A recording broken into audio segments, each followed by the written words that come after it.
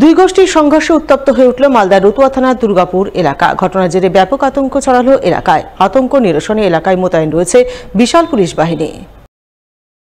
জানা গেছে, শনিবার রাতে রতুয়ার দুর্গাপুর এলাকায় একটি টোটো রাখাকে কেন্দ্র করে প্রথমে দুই গোষ্ঠীর মধ্যে বচসা গন্ডগোল হয়।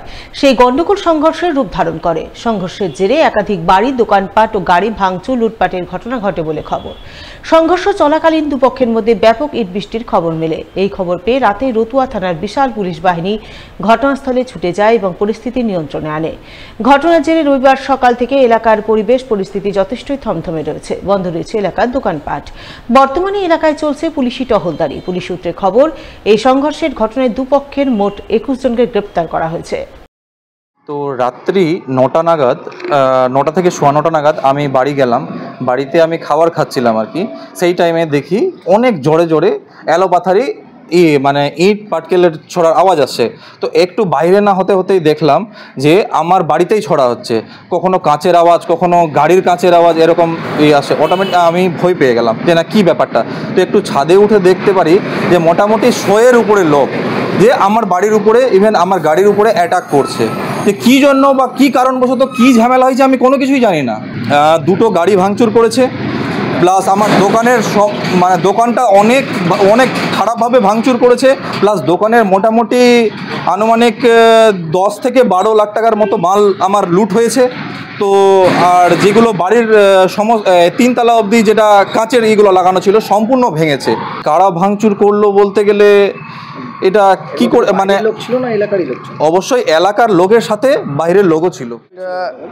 টোটো নিয়ে কেন্দ্র করা হয়েছে। সেই টোটোটা রাখা ছিল মন্দিরের সামনে। কিছু একটা হয়তো কুকীর্তি বা কুকথাগুলো বলেছে। হয়তো টোটোতে একটু মানে কিছু একটা ভেঙেছে, যেটার জন্য যে টোটোর মালিক, যে টোটোর ওনার, সে কিন্তু নিজের টোটোর প্রোটেক্ট করতে চেয়েছিল।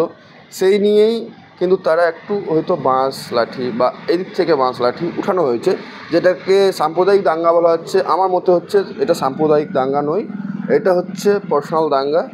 এবার যেটা হচ্ছে, এটাকে নিয়ে হিন্দু মুসলিম যাতে একত্রিত হয়ে বসে আলোচনা করে প্রশাসন ভালো করে বুঝিয়ে যদি আমাদেরকে শান্তশিষ্ট করতে পারে বা শান্তশিষ্ট করা যায়, এর থেকে আর ভালো জিনিস কিছু।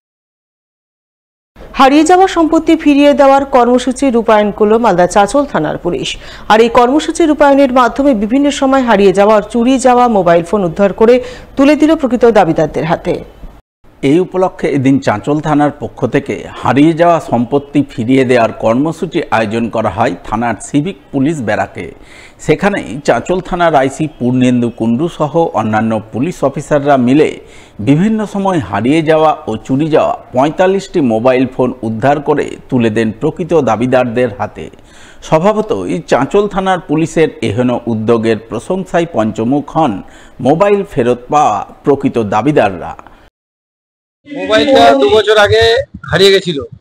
রাস্তা থেকে, খরবা থেকে আসার পথে, বাড়ি ফেরার পথে মোবাইলটা হারিয়ে যায় এবং আমরা থানায় জিডি করি। আশা ছিল না যে মোবাইলটা আর ফেরত পাবো, কিন্তু 2 বছর 3 মাস পর মোবাইলটা আজকে হাতে পেলাম। চাঁচল থানার পুলিশ আমাদের খুব ভালো কাজ করছে।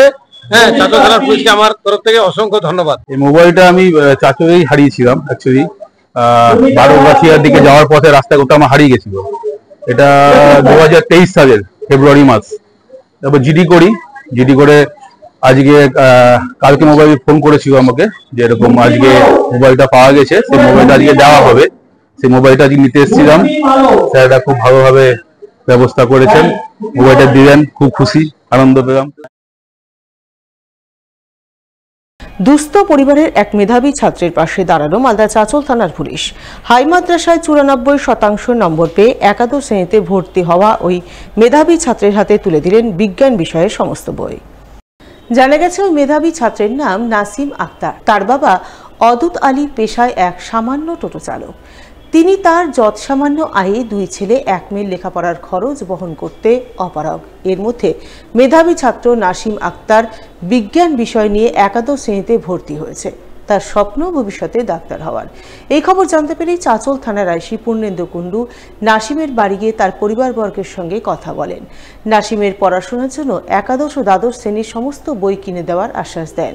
সেই আশ্বাস মতো রবিবার তিনি নাসিমকে চাঁচল থানায় ডেকে তার হাতে 3 ব্যাগ ভর্তি বই তুলে দেয়। স্বভাবতই বই পেয়ে চওড়া হাসি ফুটে ওঠে নাসিমের মুখে। স্যার মানে সম্বোধনা হিসেবে ক্লাস 11-12 এর সায়েন্স দিতে চেয়েছিল, আজকে সে বইগুলো দিল। খুব অনেক বড় উপকার হলো, মানে 11 আর 12 এর সমস্ত বই দিয়ে দিয়েছে। ওই উদ্যোগে আমি খুব খুশি। আমি চেষ্টা করবো আরো এইচএসে আরো ভালো রেজাল্ট করার জন্য। ক্লাস 11 আর 12 শ্রেণীর সায়েন্সের যতগুলো বই আছে সমস্ত বইগুলো দিয়েছে।